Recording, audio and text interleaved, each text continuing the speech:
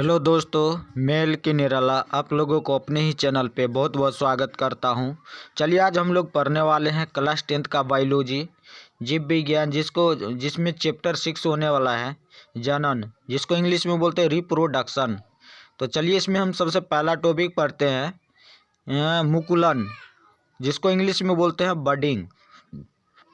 ठीक है, कहते हैं मुकुलन एक प्रकार का अलैंगिक जनन है जो जनक के शरीर के धरातल से या कलिका मुकुल फूटने के फल स्वरूप संपन्न होता है।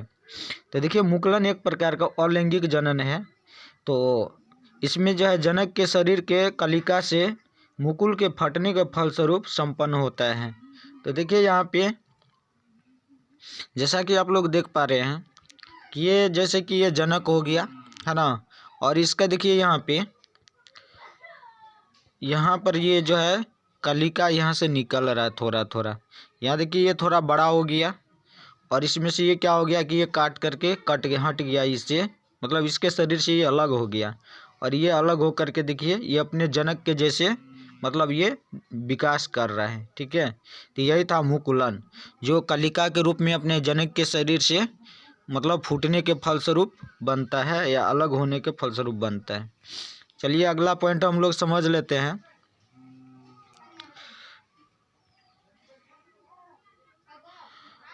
अपखंडन या पुनर्जनन समझते हैं। तो देखिए क्या कहते हैं कि इस प्रकार के जनन में जीवों का शरीर किसी कारण से 2 या अधिक टुकड़ों में खंडित हो जाता है तथा प्रत्येक खंड अपने खाए हुए भागों का विकास कर पूर्ण विकसित नए जीव में परिवर्तित हो जाता है। मतलब इसमें ये होता है अपखंडन या पुनर्जनन में कि एक शरीर विभिन्न टुकड़ों में बंट जाता है। जैसा कि आप लोग देख पा रहे हैं ये जो है एक शरीर देखिए ये जो है विभिन्न टुकड़ों में बंट गया है ना। ये 3 टुकड़ों में बंट गया है और ये धीरे धीरे जो है ये अपने आप में ये जो है खंडित होकर के ये 3 टुकड़ों में बंट गया और तीनों ये पूरा विकास कर गया है ना। तो यह कहता है खंडित होकर के मतलब जो है कोई अधिक टुकड़ों में क्या होता है खंडित हो जाता है और अपने खाए हुए विकास को पूर्ण कर ये परिवर्तित हो जाता है। तो ये था हम लोगों का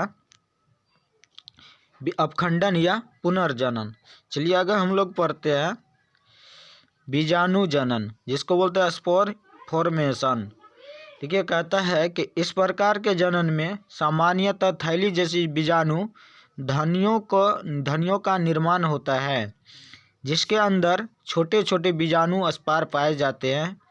बीजाणु धानी के चारों ओर एक मोटा और कड़ा आवरण होता है जो प्रतिकूल परिस्थितियों में फट जाती है और बीजाणु बाहर निकलकर अनुकूल जगह मिलने पर अंकुरित होकर वृद्धि करने लगते हैं। जैसा कि यहाँ पर आप लोग देख पा रहे हैं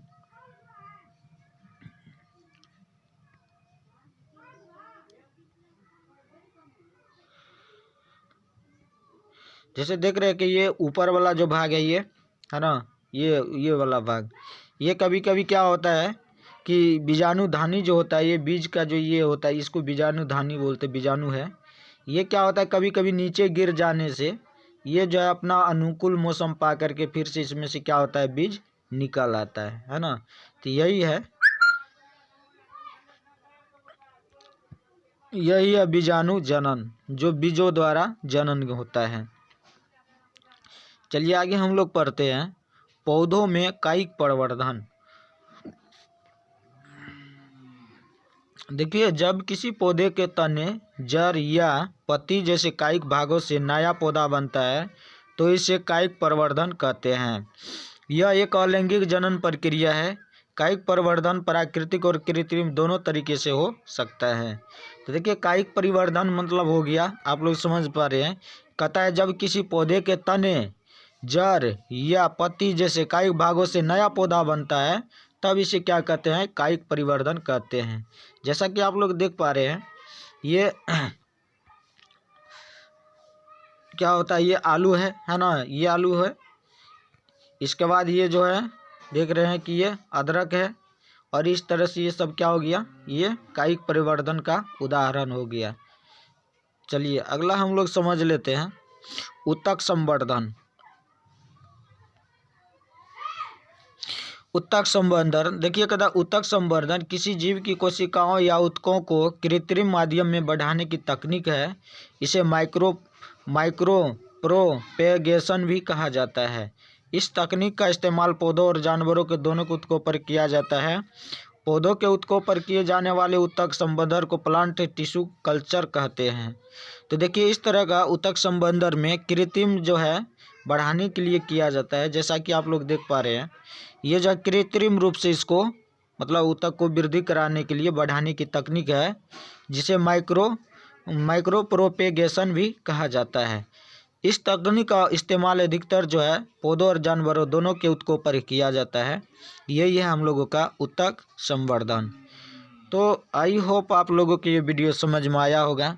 यदि अच्छा लगा होगा तो हमारे चैनल को सब्सक्राइब कर लीजिए, ताकि इस तरह के वीडियो जब भी अपलोड करेंगे तो सबसे पहले आप लोगों के पास पहुंच जाएगा।